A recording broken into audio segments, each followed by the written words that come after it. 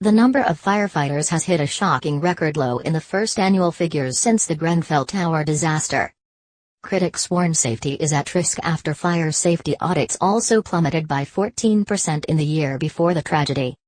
Home Office figures revealed there are now 35,602 firefighters in England, the lowest since records began in 2002 and a fall of 283 in a year. Those working full-time fell even more dramatically by 531, pushing the fall in full-time equivalent firefighters to 4% in just 1 year. The latest blow comes on top of brutal cuts to full-time firefighters of almost 3% per year since 2009. Labour, which has pledged to hire 3,000 more firefighters, demanded a cash injection to keep the public safe after response times remained the slowest on record. Shadow Fire Services Minister Chris Williamson said, "The fire service is struggling to cope after 7 years of reckless cuts." The figures reveal the limits of the Tories' concern for improving fire safety. Lib Dem MP Wera Hobhouse warned fire services are being cut to the bone and Grenfell showed an urgent need to invest more in safety checks. She added, "The government must reverse these cuts and give fire services the resources to keep our communities safe."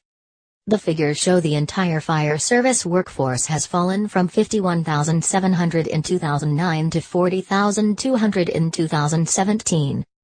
That drop includes 8,900 fewer firefighters, a 21% fall, and 2,600 fewer control and support staff, a fall of 27%. The number of home risk checks rose slightly last year from 581,364 in 2015-16 to 590,198 in 2016-17.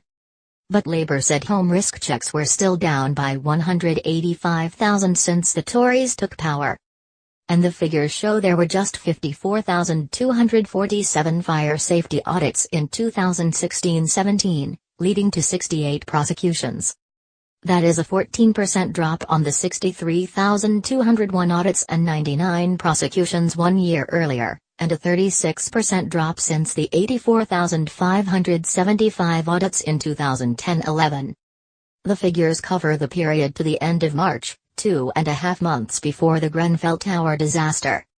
A Downing Street spokeswoman paid tribute to firefighters who do vital life-saving work, including their brilliant response to Grenfell. But she defended staff cuts, saying the work of the fire service has changed hugely after the number of incidents halved in a decade. She also said early retirements were a factor in 11% of all fire service staff leaving their posts last year. "We are always making sure they have the resources they need to do their vital work," the spokeswoman added. FBU General Secretary Matt Rack said, "The fire and rescue service is in crisis. 7 years of budget cuts have left the public at greater risk as there are far fewer firefighters left to respond to emergencies. We've seen thousands of frontline firefighter posts axed and dozens of fire stations closed with the result that it's taking a lot longer for fire crews to arrive at emergencies. In a fire, every second counts. It can make the difference between life and death. If the government is serious about keeping the public safe, they should use the upcoming budget as an opportunity to bring the cuts to fire and rescue services to an end and invest in the service instead."